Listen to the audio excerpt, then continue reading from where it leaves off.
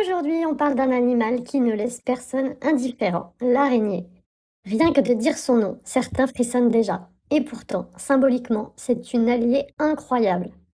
L'araignée, c'est l'architecte du vivant. Elle tisse sa toile patiemment, fil après fil, avec une précision presque magique. Quand elle se présente à nous, dans la réalité, en rêve ou comme un signe, elle vient souvent parler de création et d'équilibre. Son message peut être: tu es en train de tisser ta vie. Chaque petit geste, chaque choix compte. Rien n'est laissé au hasard. Elle nous rappelle aussi que nous sommes les tisserands de notre propre destin.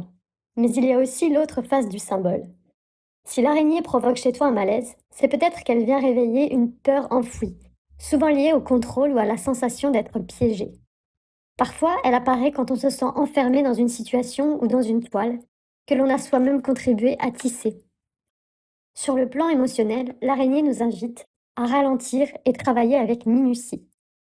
Elle nous invite aussi à avoir confiance dans le processus, même si on ne voit pas encore le résultat final. Et elle nous invite à prendre conscience des liens que l'on tisse avec les autres. Sont-ils nourrissants ou emprisonnants? Et puis, il y a cette sagesse incroyable.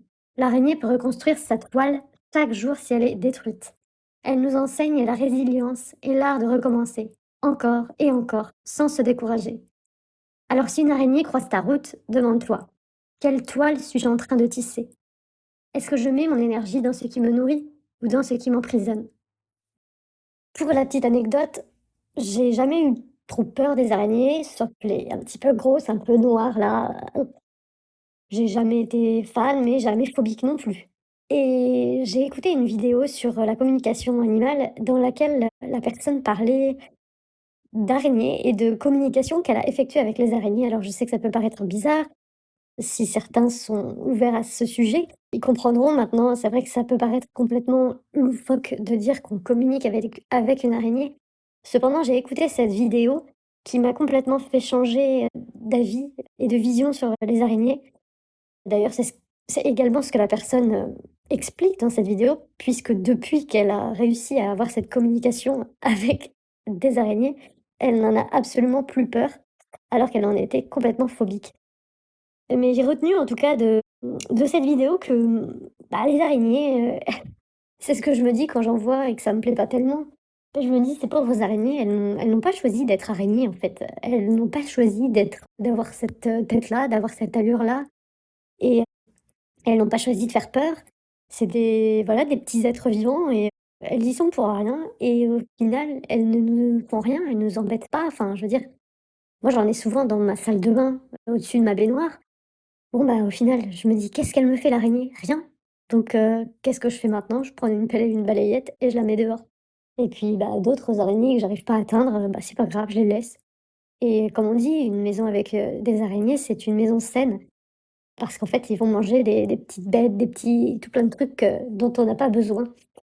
Et puis dans la communication, animale que la jeune fille avait fait, c'était vraiment intéressant. Je ne m'en rappelle pas exactement, mais en tout cas, j'ai vraiment changé de point de vue là-dessus et sur d'ailleurs tous les insectes ou toutes les petites choses que je n'aime pas. Ça m'a un petit peu réconciliée avec moi, ma phobie qui était les punaises. J'aime toujours pas ça, mais je me dis pareil, je me dis: «Mais la punaise là, elle t'a rien fait en fait». Enfin je veux dire, elle te fait rien, si tu l'écrases pas, elle sent pas mauvais. Elle a un bruit par contre qui m'incommode énormément. La nuit, je supporte pas quand j'entends ce gros bruit là, je me dis: c'est une punaise». J'ai un petit trauma de jeunesse en fait, j'en avais plein dans ma chambre. Mais au final, elle me fait rien en fait. Elle fait rien cette pauvre punaise. Donc c'est pareil maintenant, bah, je prends une pelle et une balayette et je la mets dehors et puis, en fait, il y a une espèce de fierté quand je le fais. Je me dis: «Bah, tu peux être fier de toi parce que, bah, tu l'as respecté. Tu respectes, le vivant, peu importe la tête qu'il a, parce que, bah, toi, tu as peut-être une tête, qui convient pas, mais c'est pas pour autant qu'on va te supprimer, quoi». Donc voilà, je me dis: «Ils ont le droit de vivre et puis ils ont tout autant le droit de vivre finalement que nous et on est qui pour, bah, pour les tuer, quoi». Donc ces petits êtres, bah, maintenant moi je les laisse tranquilles. Voilà. Écoutez, si je peux au moins avoir convaincu une personne de de ne pas tuer la prochaine araignée qu'il croise, ce serait une petite victoire pour moi. Bonne journée, merci pour votre écoute.